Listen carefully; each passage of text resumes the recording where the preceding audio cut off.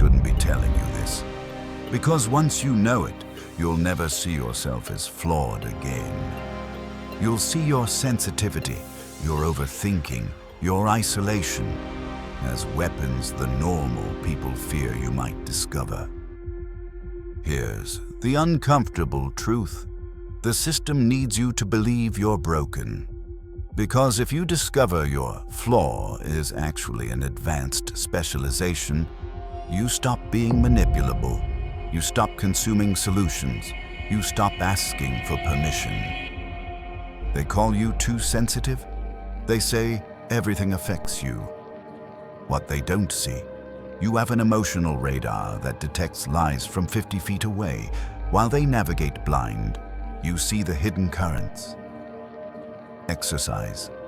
Next meeting, don't speak. Just observe. Who's lying with their smile? Who's hiding fear with aggression? Write it down. That's your advantage. Stop overthinking, they say. But your obsession isn't a bug. It's laser focus. Steve Jobs obsessed over circuits no one would ever see. Result, Apple. Your mind isn't broken. It's overloaded with predicting failures before they happen. Exercise. Take that obsession and redirect 70% to an external problem, 30% to the internal one. Watch the shift. Stop overthinking, they say. But your obsession isn't a bug. It's laser focus. Steve Jobs obsessed over circuits no one would ever see. Result, Apple. Your mind isn't broken. It's overloaded with predicting failures before they happen. Exercise. Take that obsession and redirect 70% to an external problem, 30% to the internal one. Watch the shift. Go out more. Be social. Translation, join the herd. Your isolation isn't a phobia. It's operational autonomy. The great observers, from Dickinson to military strategists, operate from the periphery. They see what the centralized miss. Exercise. At your next social event, choose 3 people. Study them as specimens, not to interact, to understand. You're an anthropologist, not a participant. Now, the practical revolution. This isn't theory. This is your field manual. 3 steps to weaponize what they weaponized against you. Step 1. The identification. Protocol. First, radical honesty. What's the label that stings most? Sensitive, obsessive, weird, antisocial. Write it down. Not in shame, in strategy. This is your enemy's diagnosis of you. And in war, knowing your enemy's perception is half the battle. They've given you their assessment of your threat level. Now use it. Step 2. The contextual shift. Second, the superpower question.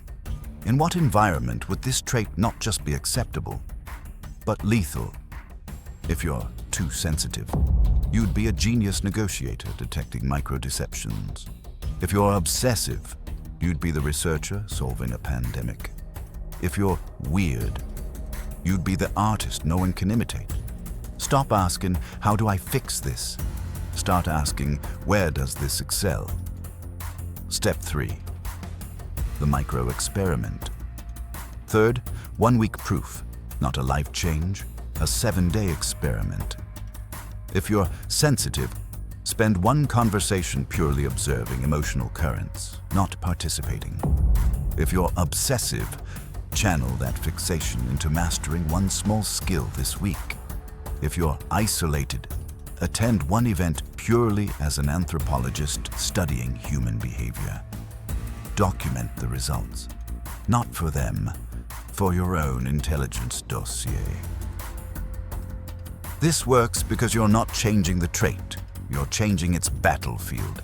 A knife is useless in a gunfight, but lethal in close quarters. You've been bringing a knife to gunfight. Stop. Find close quarters. Here's your immediate action. Comment with 1 word, the label, the insult, The diagnosis they gave you: sensitive, obsessive, weird, broken. I will personally respond to the first 100 comments with a specific insight.